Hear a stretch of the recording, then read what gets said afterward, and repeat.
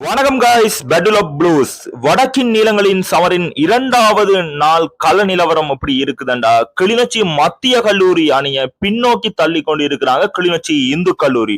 குறிப்பாக நேற்று செல்வன் மலரவன் கிளி இந்து கல்லூரி அணிக்காக அரைச்சதம் விளாசி இருந்தாரு.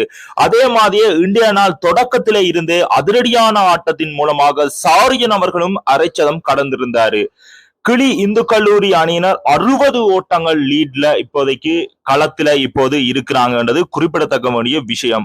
கிளிநொச்சி இந்து கல்லூரியில நான் சமீப காலங்கள்ல கேட்ட ஒரு விஷயம் உண்டு.